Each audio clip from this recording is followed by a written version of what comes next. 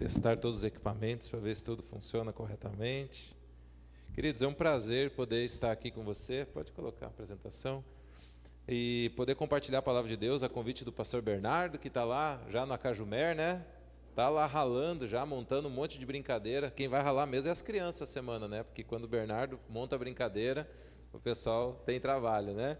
Mas que bom, né, ver a igreja crescendo, né? A última vez que eu vim aqui, eu acho que tinha menos pessoas do que tem agora. Isso que estou sentindo falta de alguns que eu conheço que são daqui, e estou vendo alguns rostos que eu não sabia, que eu não sei quem são, né? Glória a Deus por isso. Eu e o pastor Bernardo temos uma amizade, a gente tem uma parceria há algum tempo, nós dois somos karatecas, a gente tem isso em comum além da teologia, né? A gente gosta das artes marciais e a gente se visita de vez em quando, e é um privilégio, um prazer poder compartilhar o púlpito aqui com ele, né? E partilhar a palavra de Deus com vocês. A mensagem que eu quero trazer e compartilhar nessa noite é fé com foco, baseada em Mateus 16, do verso 21 ao 23. Se você quiser deixar sua Bíblia aberta, pode deixar. Os textos vão aparecer também nos slides. E ano está começando, é o segundo domingo do mês. Eu ainda estou de férias, olha só que bênção, né? Eu brinquei ainda com o Bernardo quando ele me convidou. Eu disse, não, o soldado que está no quartel e está de folga, ele quer trabalho, né? Eu voltei para casa, estou por aí, não tem problema nenhum. Pregar é algo que eu já fazia antes de ser pastor, é algo que eu amo fazer. E é um privilégio poder pregar, seja de férias ou não.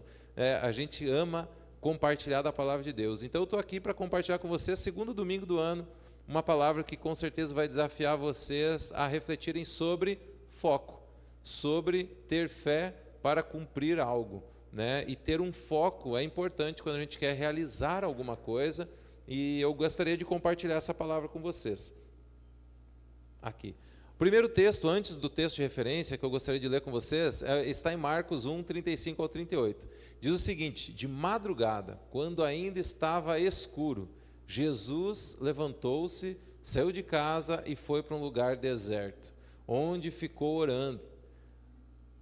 Simão e seus companheiros foram procurá-lo e, ao encontrá-lo, disseram: todos estão te procurando.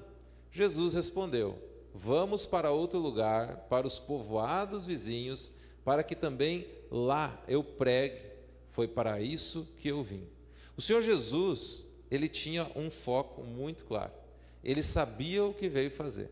O Jesus, ele com certeza é o pai de missões. Ele foi o primeiro missionário enviado ao mundo para salvar pessoas mediante a pregação do Evangelho.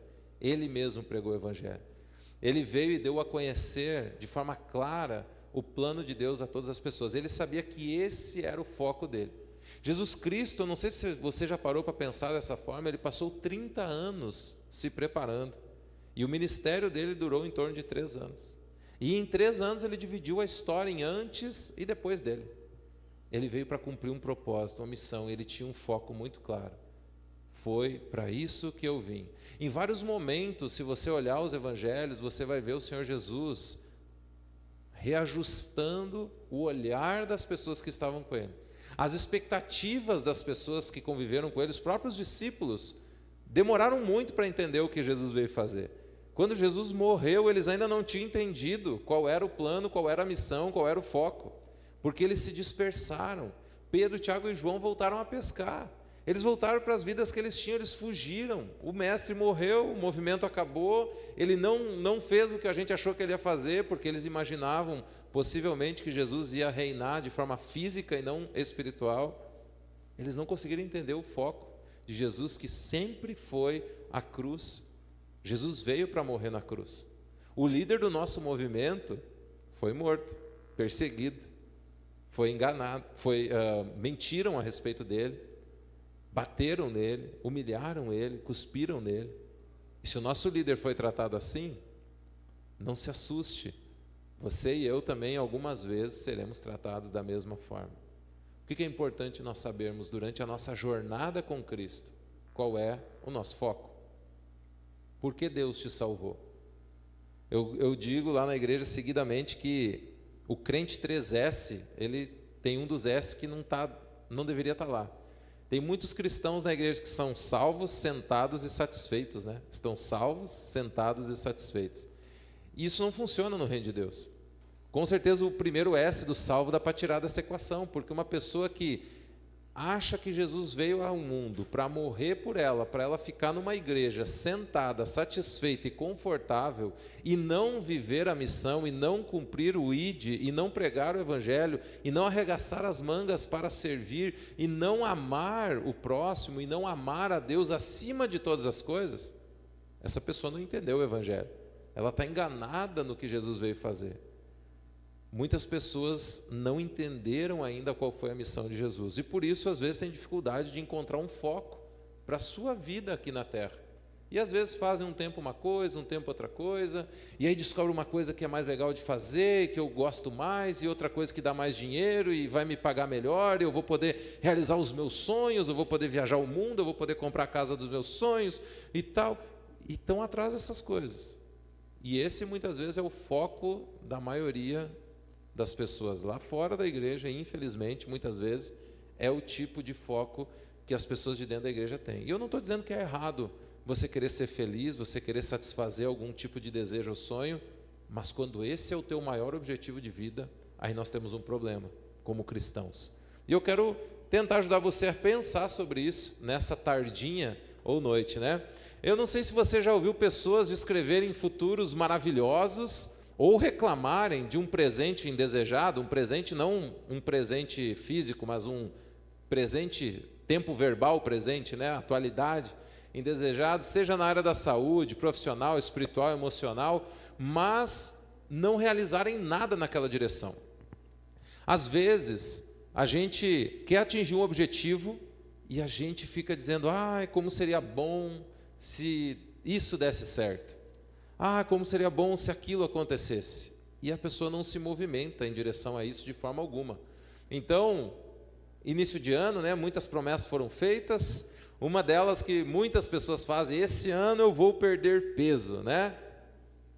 Porém, já é o 5º ano que se promete que vai perder peso, não se começou uma academia, não se melhorou a qualidade da alimentação, não se está nem assistindo algum vídeo sobre nutrição para tentar melhorar ou equilibrar a saúde física. Nem uma caminhadinha no final do dia ou no início do dia não foi iniciada. Vai resolver dizer que quer perder peso? Pensamento positivo não resolve a vida, né? Eu não acredito na lei da atração, ela não é bíblica, isso não funciona. Teologia positivista, vai, você consegue. Os coaches dizendo, você vai, e tem 1000 maneiras de você realizar as coisas, e vai que você consegue, não é perder peso, né? Não fala em perder peso, fala em alcançar um peso ideal, porque a gente não gosta de perder, então a gente não pode usar o perder no nome, a gente tem que definir a meta de... Um monte de conversa fiada, que você vai encontrar num monte de lugar, um monte de coach tentando ajudar, mas o fato é que se você não colocar um foco, e traçar um plano para alcançar esse foco, você não chega lá. Cadê os jovens empolgados? Quem que vai casar aí, que não casou ainda? Está procurando o varão, a varoa, né? Cadê? Levanta a mão, tenha coragem, irmão. A irmã também.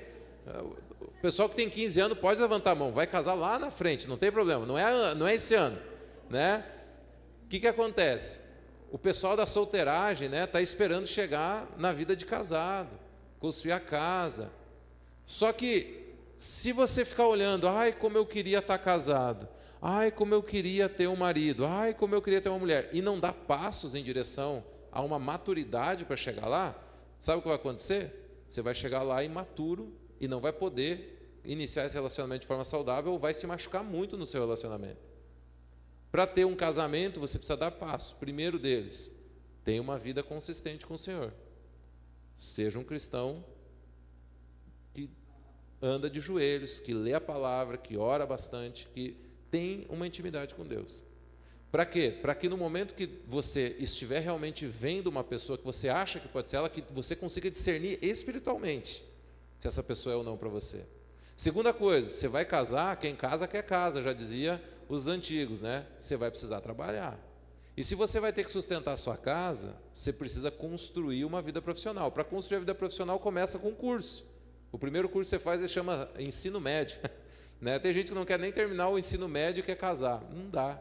Tem que terminar os estudos básicos. Junto com o estudo básico, você tem que fazer, ou pode fazer, dependendo do seu caso, algum curso profissionalizante, ou algum outro curso para já dar um upgrade no currículo. Terminando o ensino médio, você vai para a faculdade. Se você é bancado pelos pais para fazer faculdade, ensino médio e não trabalha, esquece falar em namoro e casamento agora. Porque você não tem maturidade financeira para casar.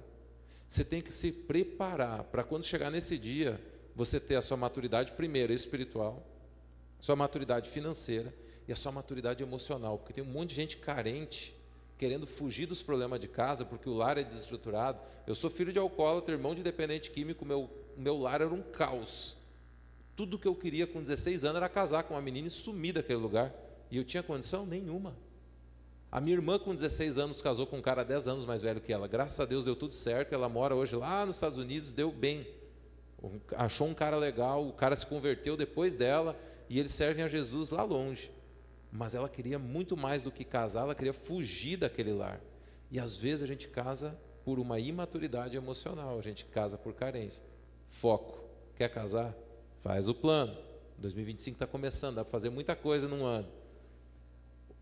Quer perder peso? Faz um plano. Vou melhorar o meu relacionamento com Deus. Todo ano tem gente que faz esse plano. Eu vou melhorar esse ano, vai ser o ano. Eu vou ler um livro por mês. Não lê. Livro cristão, né? Nem estou falando de livro geral. Não lê. Em vez de dizer eu vou ler um livro por mês, diga eu vou ler literatura cristã esse ano. E começa com um livro. E lê uma página por semana.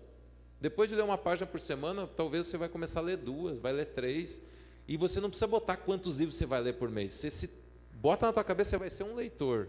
E aí compra um livro, não 10. E começa com aquele. Pega a Bíblia. Eu não consigo ler um capítulo por dia. Lê 2 versículos, lê 3 versículos, lê um pouquinho. Mas lê todo dia. Quer uma dica? Antes de olhar qualquer coisa no celular, nos Reels, no Instagram, nos Stories, qualquer lugar, leia primeiro a sua Bíblia. Vai te ajudar muito. Eu não posso olhar o celular antes de ler a Bíblia. Você vai ver que você vai começar a ler a Bíblia todo dia. Porque você olha o celular todo dia. Antes de olhar qualquer seriado na TV, eu vou pelo menos ouvir um trecho de um podcast, ou vou ler 5 páginas de um livro, para depois sim eu começar a assistir meus seriados que eu gosto de olhar. Você vai ver que você vai ler muito mais. Você precisa criar um foco e estruturar um caminho de pequenos passos para alcançar esse objetivo. E vou melhorar minha vida financeira, mas quanta gente que quer melhorar financeiramente falando, mas não economiza nada, não estuda sobre educação financeira, continua guardando dinheiro em poupança ou no colchão, não sabe nem que existe CDB, que dirá outros mercados aí que rendem muito mais do que isso, não tem nem reserva de emergência. Reserva de emergência, o que é isso? Não tem emergência. Se você não sabe o que é isso, você não começou certo. Você precisa estudar sobre educação financeira para poder sair do buraco financeiro que você se enfiou. Não é continuando usando cartão de crédito, comprando tudo que você tem vontade, agindo por impulso, que você vai sair disso. Então, para tudo, qualquer plano que você fizer na sua vida, você precisa delinear um foco, um objetivo e traçar um caminho para chegar lá. O meu objetivo hoje não é melhorar a tua saúde, diminuir o teu peso, nem nada do tipo, mas que você saia daqui hoje com pelo menos um objetivo, que é melhorar o teu relacionamento com Deus nesse ano. E você não precisa sair daqui igual Moisés, com a face reluzente em 2025, porque teve um encontro face a face com Deus, que estava lá e tal. Não, mas você precisa sair de 2025, no final do ano, melhor do que você entrou em 2025. Amém? Se você crescer 1% no ano, você já cresceu. Mas se você crescer 1% no mês, no final do ano você vai crescer 12%. Olha que benção. E se você melhorar 1% por semana, no final do ano você vai crescer uns quase 50% nesse ano. O quanto você vai crescer vai depender do quanto você vai se dedicar. Mas o importante é que você melhore, que você crie um foco e ande nele. Quando a gente olha para o texto de Mateus 16, 21 a 23, eu vou ter que comprar um óculos para ler naquela lá. Eu vou ler aqui na Bíblia que vai ficar mais fácil. Mateus 16, do 21 ao 23.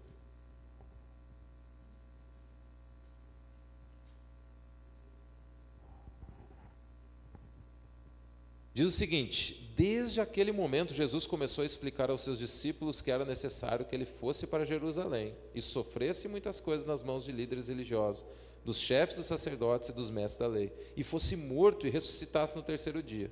Olha, Jesus está deixando bem claro qual é o plano, qual é o caminho, o que vai acontecer. Então Pedro, eu gosto muito do Pedro, chamando à parte, começou a repreendê-lo, dizendo, você já tinha prestado atenção nisso? Que Pedro tem uma cara de pau gigante, né? É o discípulo do mestre, mas ele, Jesus está falando bobagem, chega aqui Jesus, deixa eu te dizer um negócio aqui. E ele chama o líder à parte para puxar a orelha do líder, para repreendê-lo. E olha o que Pedro diz para Jesus: nunca, Senhor, isso nunca te acontecerá. Vamos parar para pensar. Pedro está dizendo para Jesus que ele não vai morrer. Jesus está dizendo, eu vou sofrer, eu vou ter muita dificuldade. Pedro ouve aquilo, chama ele e diz, não, Senhor, tu não vai sofrer, isso nunca vai te acontecer. É uma coisa boa que Pedro está querendo ajudar Jesus. Imagina se o pastor Bernardo chegasse aqui para você e dizer, gente, esse ano eu vou passar muita necessidade, eu vou passar muita dificuldade, eu vou sofrer pra caramba, e vai ser um ano assim. E daí um de vocês olha, não, pastor, que isso? Chama ele para um lado e diz, pastor Bernardo, isso não vai acontecer esse ano. Tu acha que essa pessoa ama o Bernardo ou odeia o Bernardo? Ama, né? Pedro está amando Jesus aqui. Pedro está amando Jesus, dizendo que isso não vai acontecer. Pedro está dizendo, eu estou contigo e não abro, eu vou te proteger, isso, não vou deixar ninguém botar a mão em ti, né? Usando a linguagem dos mais jovens aí. E aí Jesus vira para Pedro e diz, para trás de mim, Satanás. Satanás quer dizer adversário, inimigo, né? Ou o próprio diabo. Você é uma pedra de tropeço para mim e não pensa nas coisas de Deus, mas nas dos homens. Olha só a repreensão de Jesus para Pedro. Jesus consegue ver através do ato de amor de Pedro a ação do inimigo da alma de Jesus. Qual era o propósito de Jesus de vir a esse mundo? Ir para a cruz, sofrer nas mãos daqueles que iam matá-lo, torturá-lo e pendurá-lo no madeiro, porque ele precisava sofrer pelo meu e pelo teu pecado. Ele levou sobre si as nossas iniquidades, ele pagou o preço do nosso pecado. O que Pedro está fazendo para Jesus? Está tentando ele a não ir para a cruz, a não sofrer. Por isso Jesus olha para esse ato de amor de Pedro e consegue ver uma ação do inimigo. Que coisa interessante, que Pedro, mesmo sendo um amigo de Jesus, mesmo amando ele, é usado por Satanás para tentar a Jesus com palavras de carinho e de amor, porque está desviando Jesus do foco e do objetivo dele, de ir para a cruz.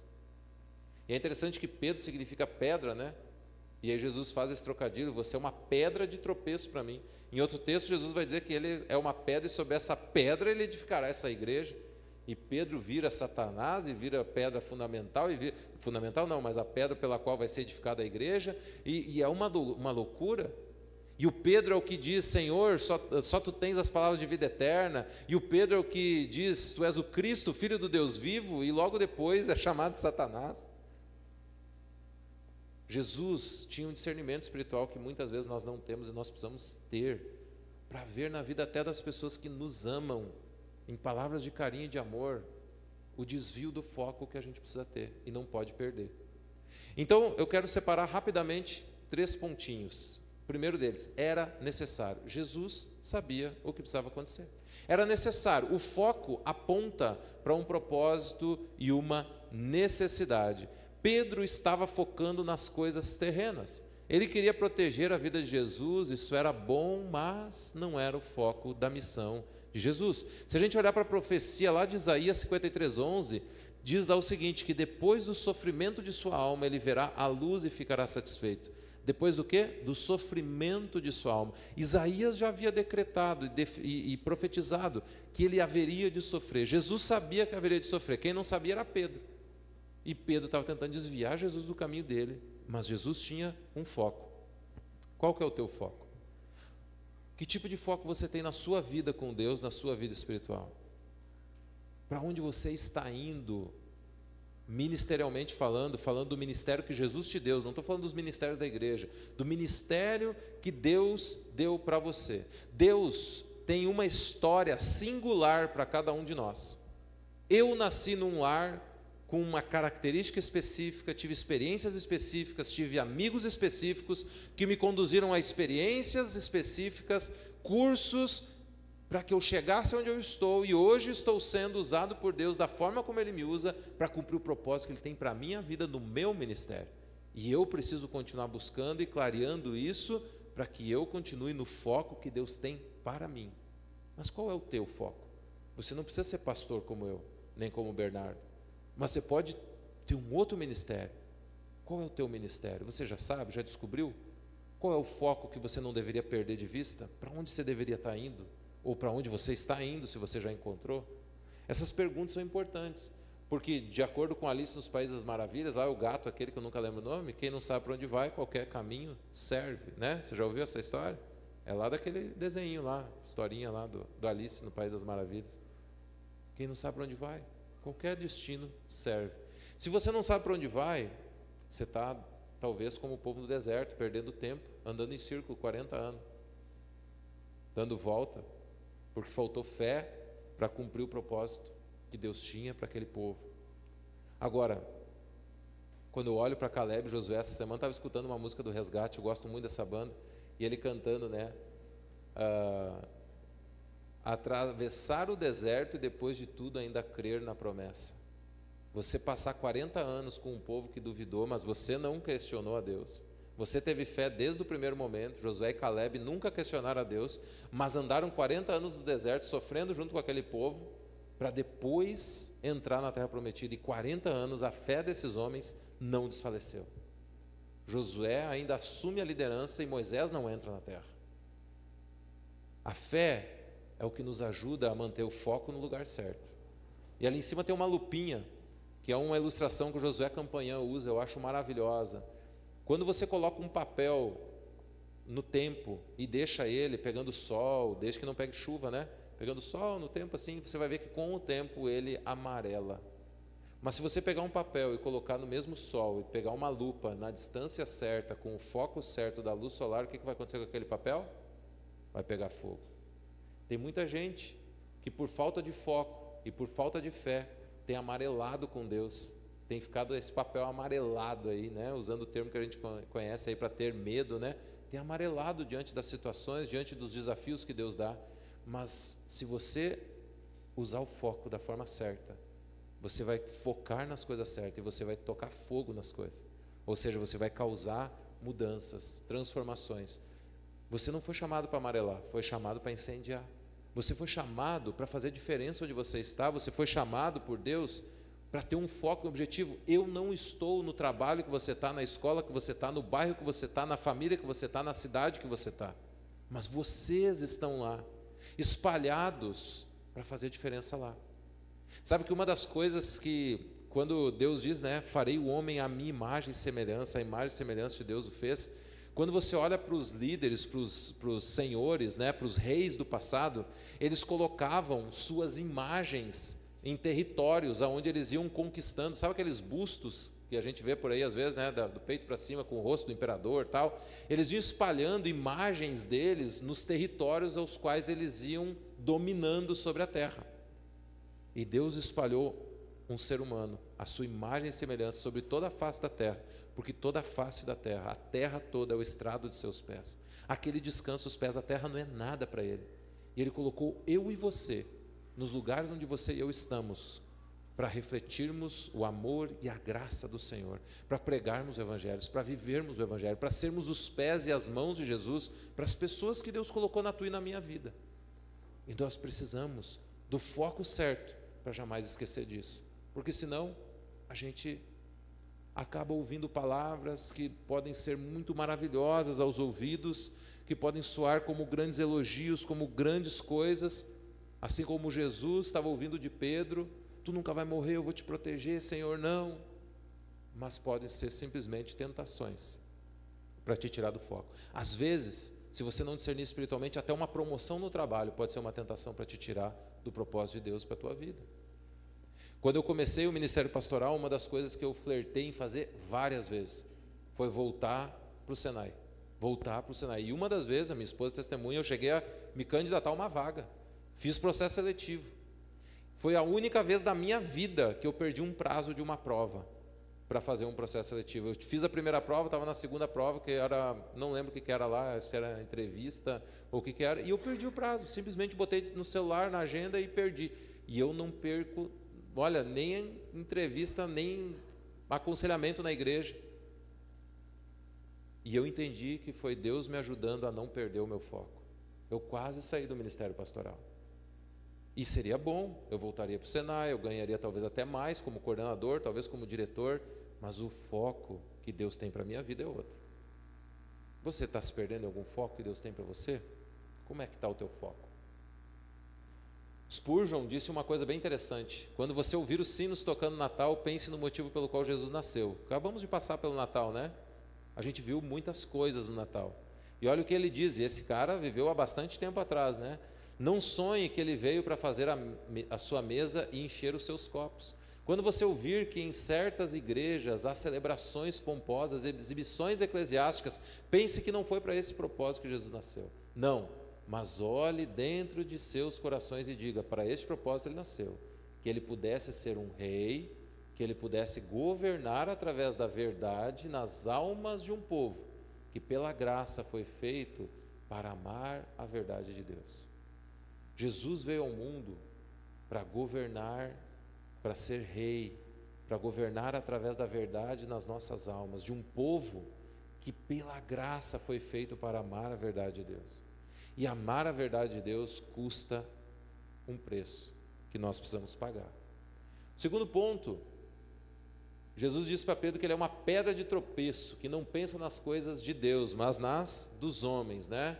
A fé nos ajuda a permanecermos no propósito e não desviarmos das coisas de Deus e não olharmos para as coisas horizontais. De novo, não estou dizendo que um bom trabalho, não estou dizendo que uma menina bonita ou um menino bonito não é uma coisa boa para a tua vida e que você não pode querer isso.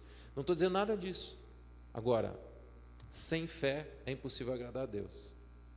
A fé, ou seja, um relacionamento fiel com Deus, de obediência à palavra dEle, de obediência ao Senhor, é necessário. Às vezes eu encontro como pastor pessoas que estão na igreja, vivendo, servindo a Deus, batizados, demonstrando amor público pelo Senhor, e de repente aparece: pastor, arrumei uma menina, vou começar um namoro. Ah, é? Quem é? Qual? De que igreja ela é? Não, ela não vai na igreja. Hã? Não, mas eu vou pregar o evangelho e ela vai se converter, pastor. Cara, tu não leu Coríntios ainda? Julgo desigual? Não faz sentido o que tu está fazendo. Isso é um risco, a chance de tu sair, de tu se perder, de tu te afastar é gigante, e ao invés dela vir para dentro. Não, pastor, mas vai dar certo, eu estou orando, eu senti que Deus quer. Como é que a palavra está clara demais sobre isso? Por que tu vai fazer o contrário do que Deus disse? Isso não é fé, isso é agir por carência, isso é falta de um relacionamento íntimo com o Senhor. Pastor, vou trocar de trabalho. Que benção, irmão, vai para onde? Me fizeram uma proposta, vou ganhar 500 pila a mais por mês, vou aumentar o dízimo, pastor. Que benção, o que você vai fazer? Você, garçom de uma boate, vou trabalhar todas as noites, mas não vou mais conseguir vir na igreja. Você está amarrado no nome de Jesus. Você está louco? Você não vai conseguir mais frequentar o culto, os pequenos grupos, você vai trocar por causa de 500 pila. Pastor, mas vai ajudar um monte. Vai ajudar quem? Vai te afastar de tudo que você tem, da comunhão com a tua igreja, do tempo de exposição à palavra, tudo. Não, mas vai ser bom. Está servindo ao dinheiro. Você entende que tem decisões que para mim, olhando de fora, é tão fácil, mas a pessoa às vezes está lá dentro, ela se perde tão fácil, porque não pensa nas coisas de Deus, mas nas coisas dos homens, porque olha com o olho para o lugar errado, não olha para a parte espiritual. A fé nos ajuda a permanecermos no propósito. Fazer o que é certo e manter o foco em alguns momentos irá trazer sofrimento e sentimentos de angústia ou desânimo. Mas olhe para frente, pois a recompensa virá. Quando Isaías profetizou, na segunda parte diz ali, ele verá a luz e ficará satisfeito. Jesus, depois de sofrer, de ser humilhado, de passar por tudo que passou, ele ficou satisfeito. Porque quando você cumpre a vontade do Pai, você encontra satisfação no Pai. Isso não tem preço, irmãos. Deitar a cabeça no travesseiro e saber que está do lado certo, que está fazendo a coisa certa, mesmo que aquilo gere algum tipo de sofrimento no meio do caminho. A diferença entre uma pessoa adulta e uma pessoa infantil é que os adultos fazem o que é necessário, mas os imaturos fazem o que gostam. Você já parou para pensar nisso? Uma pessoa madura, ela faz o que é necessário. Você que é pai vai entender bem o que eu estou dizendo. Quando você chega em casa e você tem filhos imaturos, você vai ver que o filho entra em casa e ele vai direto para o celular, para o videogame, para o computador, para a televisão. Ele não quer descarregar as compras do mercado, ele não quer guardar na despensa que foi comprado, ele não olha para as coisas que estão espalhadas no caminho, ele não faz nada que é necessário, ele quer fazer o que ele quer fazer, não o que é necessário fazer. Ele quer fazer aquilo que ele tem vontade de fazer e não o que é necessário fazer. Meu pai tinha vários defeitos, mas ele tinha alguns ensinamentos que eu guardo até hoje. E ele tinha uma frase que dizia assim, ó, primeiro o dever, depois o prazer. Isso é algo que pessoas adultas e maduras fazem. Quando a gente entende isso com relação à nossa saúde física, por mais que eu tenha desejo de comer algo que me faz mal, eu vou refrear o meu desejo, que é a minha vontade, e vou fazer o que é necessário. Quando eu entendo isso quanto à minha saúde com relação ao exercício, por mais que eu tenha desejo de ficar sentado no sofazão, assistindo uma televisão, jogando videogame, ou fazendo qualquer outra coisa, eu vou fazer o que é necessário que eu faça e eu vou me movimentar, eu vou fazer uma caminhada, eu vou começar a correr, eu vou começar uma academia. Mas tu tem vontade na academia? Nenhuma. Eu e a Manta estamos há 6 meses agora, né, amor? Firmão lá, agora estamos de férias, mas vamos voltar. Ela estava dizendo, amor, quero só ver a volta das férias, como é que vai ser. Eu disse, não sei como é que vai ser, mas nós vamos voltar. Porque é necessário. Você que é jovem ainda, e amanhã velho será, saiba que no coração, não, brincadeira. Quando chega perto dos 40, você ouve muitas frases que você ouvia lá nos teus 20, 16, vindo de novo na tua mente. Frases dos teus pais, normalmente, ou das pessoas mais maduras. Cuida da saúde, cuida da saúde, cuida da saúde nessa área, porque você começa a ter dores onde você não sabia nem que tinha algum nervo lá e agora eles começam a aparecer. E aí você percebe que é importante trabalhar, cuidar da saúde. Pessoas maduras fazem o que é preciso e não o que querem. Quando você vira pai ou mãe, agora estou vendo o nenê chorar, ó. Quando você vira pai ou mãe, os filhos te fazem acordar de madrugada. Ninguém quer acordar de madrugada, mas você faz porque é necessário. Essa semana, nós voltando de viagem, nossa filha se vomitou toda no banco de trás. A minha filha, agora adulta, não mais adolescente, fez assim, eu não consigo nem olhar. A minha esposa desce do carro, vai lá, limpa toda a minha filha vomitada, pega a sacola, faz tudo, e a outra lá escondida, eu não quero nem olhar, me dá nojo, eu não consigo ver. Pessoas maduras fazem o que é necessário, pessoas imaturas fazem o que querem. Isso é na área profissional, isso é na área da educação, do crescimento, do investimento na tua formação. É fácil a gente olhar para um pastor, como eu queria pregar, como eu queria saber da Bíblia como ele sabe, mas não lê, não estuda. Quando olha, segue os canais do Instagram, YouTube, é só porcaria em vez de coisas que edificam. Não tem como desenvolver. Como eu queria ter o corpo daquela menina, como eu queria ter o corpo daquele menino, mas não vai na academia, não controla o que come, vai ver o preço que paga.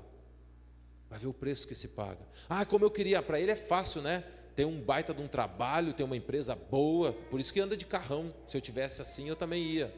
Vai ver tudo que passou para chegar onde chegou, tudo que investiu, o tempo que teve que trabalhar, as coisas que se absteve para poder chegar onde chegou.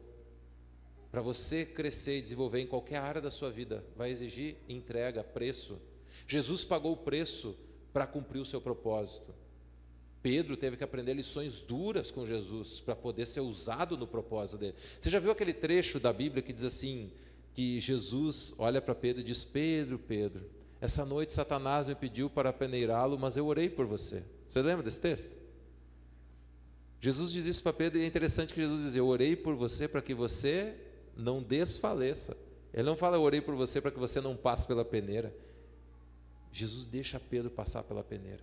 Porque a peneira de Deus muitas vezes é a forma de trabalhar e de fortalecer a nossa fé e de nos moldarmos para sermos os homens e as mulheres que Deus quer que nós sejamos, para sermos usados por Ele no propósito que Ele tem para nós. Pedro precisou quebrar a cara, precisou se humilhar, precisou dizer, ninguém vai contigo, eu jamais vou te negar, e na hora do pega para capar, simplesmente Pedro, não conheço, nunca vi, não andava com ele, você está enganado, sumiu. E ainda olha para Jesus e vê o olhar do mestre, e aí ele chora, e aí ele descobre que ele não vale, que ele não era nada do que ele dizia que era, que ele não era nada do que ele achava que era. E ele volta para o barquinho dele e vai pescar. E aí tem aquela caminhada na praia maravilhosa para restaurar Pedro. Quando você se perder no teu caminho, querido, saiba que o Senhor vai usar pessoas e vai usar a palavra e vai usar o teu sofrimento e tudo que tiver à tua volta para restaurar o teu relacionamento com Ele. Porque o que Ele quer é isso. O que Ele quer de mim e de vocês é um relacionamento com Deus. E o que eu desejo do fundo do coração, que você saia daqui dessa noite, é com o desejo de aumentar o teu relacionamento com Deus, como principal foco. Porque quando você organiza isso, todas as outras coisas ao redor disso se organizam também. Terceiro e último ponto, Jesus sabia que era necessário que ele sofresse, morresse e ressuscitasse. Para alcançarmos metas de longo prazo, é preciso fazermos planos de curto prazo. Relacionamento com Deus. Quero melhorar o relacionamento com Deus. O que eu preciso fazer a curto prazo? Preciso ler a Bíblia, eu preciso orar, eu preciso meditar, eu preciso adorar mais a Deus. Então, pequenos passos. Eu ainda não participo de um pequeno grupo na igreja. Começa a participar de um pequeno grupo. É um dia a mais que tu tem comunhão com seus irmãos, que você vai ter uma conversa espiritual, que você vai orar, vai cantar e vai falar sobre Deus com eles, vai estudar a palavra com eles. Eu só venho no culto uma vez por mês. Começa a vir uma vez por semana, é bom? A comunhão é algo que Deus quer de você. E esse ambiente aqui é maravilhoso para adoração, para crescimento espiritual. Minha família, eu quero casar um dia, eu quero ter filhos, eu quero...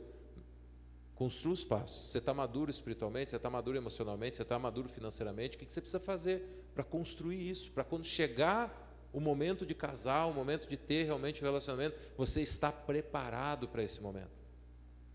A maioria das pessoas que eu encontro se preparando para um namoro, só se prepara esteticamente.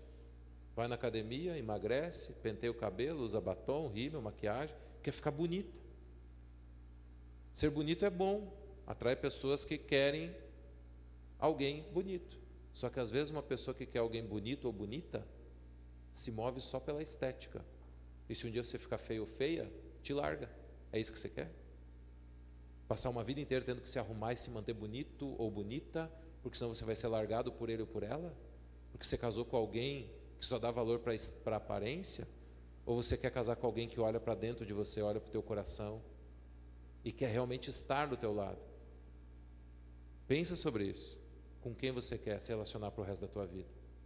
Saúde, alimentação, exercício, o cuidado com as emoções. O que você precisa melhorar? O descanso? Tem tirado férias do teu trabalho? Eu estou de férias hoje. Amanhã eu volto a trabalhar. 24 dias, estava dizendo antes. Pela primeira vez, depois de 7 anos no Ministério Pastoral, eu tiro mais de 15 dias de férias seguidas. Eu tiro férias, mas nunca mais de 15. Consegui tirar 24 dessa vez. Glória a Deus. Eu priorizo o meu descanso. Você faz jejuns? Eu e minha esposa fazemos jejuns uma vez por semana. A gente faz jejum todo domingo, de domingo meio-dia, segunda meio-dia. É um hábito que a gente desenvolveu faz meio ano. Você já desenvolveu esse hábito? Já jejua? Você ora? Você lê? Cresça com Deus, cresça no relacionamento com Ele. Você que já está com os cabelos brancos ou sem cabelo como eu, está pensando no legado que você está deixando para os seus filhos, para as pessoas que convivem com você? Passou dos 40, já está na crise da meia-idade? Já está pensando no que vão falar sobre você quando você morrer? Que tipo de marcas você está deixando? Você vai ser uma pessoa que causou alívio quando partiu ou tristeza porque está indo embora e vai fazer falta? Tem gente que deixa alívio quando vai embora. Tem gente que deixa tristeza quando vai embora. Que tipo de pessoa que você quer ser? Que tipo de pessoa você está construindo na tua história para se tornar? Jesus é o nosso alvo, nosso exemplo, nossa referência. Dá para aprender muita coisa com Ele. Mas só cognição sem ação não gera resultado e mudança. Então, 2025, que seja um ano de você dar passos em direção à mudança que você quer realizar na tua vida, para alcançar os pequenos passos, para lá na frente, daqui a 5, 10 anos, você alcançar o grande objetivo que você vai traçar, que eu não sei qual é. Eu não sei qual é o teu ministério, eu não sei qual é o problema que você está vivendo, eu não sei o que você precisa, mas eu sei que tudo que você precisa está na palavra de Deus. E outra coisa, estava lendo um livro do N. Cordeiro, chamado Peneirado, é de lá que ficou muito clara essa história do Pedro para mim, e ele estava dizendo que na nossa vida, 95% do que a gente faz, qualquer um pode fazer, as outras pessoas podem fazer, 5% é só nós que podemos. Uns 85% qualquer pessoa faz. Da minha rotina, sei lá, mandar mensagem, acompanhar ali os WhatsApp, carregar meus filhos para a escola, eu posso contratar Uber, van, tem um monte de coisa, comprar comida no mercado, qualquer pessoa com vontade vai lá e faz. 85% da minha agenda. Uns 10% da minha agenda, somente pessoas com treinamento e capacitação conseguem fazer. Por exemplo, pregar a palavra na minha igreja. Eu tenho 6 ou 7 seminaristas lá, mais um pastor auxiliar e um obreiro.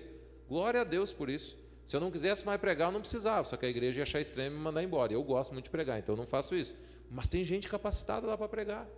Tanto que eu estou 24 dias de descanso e a igreja não parou e continua lá. Tem gente para tocar o louvor, eu não toco. Tem gente que pode conduzir a oração, tem gente que pode aconselhar, tem gente que pode visitar. Teve 2 velórios agora quando eu estava fora, o pastor Felipe deu conta dos 2. E, inclusive um seminarista deu conta do segundo, que era tio dele que morreu, ele foi lá e fez o velório. Tem um monte de gente que faz os 10% que eu faço com uma certa capacitação. Mas tem 5% das coisas que eu tenho para fazer que é só eu que posso fazer. Meu relacionamento com Deus, ninguém pode fazer por mim. É só eu que faço. Se eu não me relacionar com Deus, ninguém pode se relacionar por mim. Meu relacionamento com a minha esposa, não tem ninguém que possa fazer isso. Se eu não construir um relacionamento de intimidade com ela, ninguém mais vai poder fazer isso por mim. É comigo a parada. Meu relacionamento com os meus filhos, sou só eu que faço. Se eu não separar tempo de qualidade para ter com eles, para brincar com eles, para ensinar eles, ninguém mais vai fazer. Eu simplesmente não vou fazer isso. Cuidado com a minha saúde. Ninguém vai cuidar da minha saúde por mim.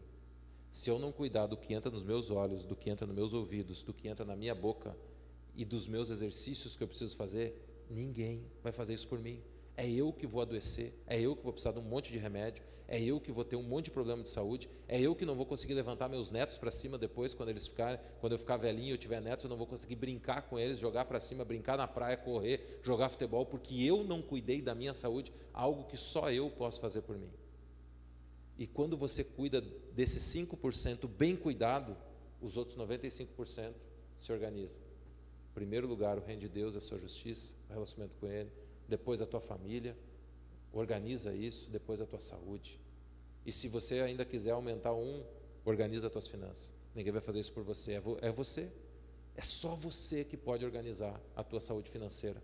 Não fica apostando na Mega Sena, ou sei lá no que se joga hoje, não fica torcendo para ganhar um prêmio, uma herança, não é assim. É um pouquinho de cada vez. O provérbio vai dizer que aquele que enriquece devagarinho, enriquece e fica rico de verdade. Aquele que ganha o dinheiro de forma estranha, muitas vezes, do mesmo jeito que veio, vai. Queridos, que 2025 seja um ano para você refletir sobre tudo isso. Eu não sei em qual desses pontos você parou o seu olhar, o seu pensamento, aonde Jesus te atingiu, mas aonde Ele te tocou. Não sai daqui sem tomar a decisão de colocar algo no papel e construir uma melhoria em direção a isso, porque isso vai fazer bem para você. E quando você melhorar, essa comunidade é que vai melhorar, porque todo mundo melhora quando você melhora. As pessoas que convivem com você melhoram porque você melhorou. A média do grupo melhora e todos nós ganhamos com isso. Eu espero que vocês melhorem e que quando eu voltar aqui, sei lá quando vai ser, que eu encontre e ouça histórias de pessoas que estão melhorando 1% ao ano, 1% ao mês, 1% por semana, 1% por dia. Eu não sei qual vai ser a tua meta, mas melhore. Seja melhor amanhã do que você é hoje. Você pode, e com Jesus, você pode de forma muito mais fácil. Esse é o último slide, de verdade agora. Os cristãos não precisam de métodos e passos para alcançarem a vitória, mas sim de uma vida diária de oração e devoção a Deus. O Espírito Santo não flui através de métodos ou estratégias, mas através de pessoas. Então não é as estratégias, os métodos que vão te salvar, ou vão melhorar, ou vão trazer o agir de Deus. Tem muita igreja por aí que tem 3 passos para a vitória ali, 5 passos para aquilo. O pessoal quer fast food. Pastor, estou com problema no meu casamento. Vai em tal lugar, 3 sexta-feira, pastor fulano, vai botar a mão na tua cabeça, vai orar e tu nunca mais vai ter problema no casamento. É isso que eu quero. Só que isso não existe. Isso é conto da carochinha. Deus pode fazer um milagre na vida de alguém, convertendo essa pessoa, que vai melhorar um monte o casamento dela.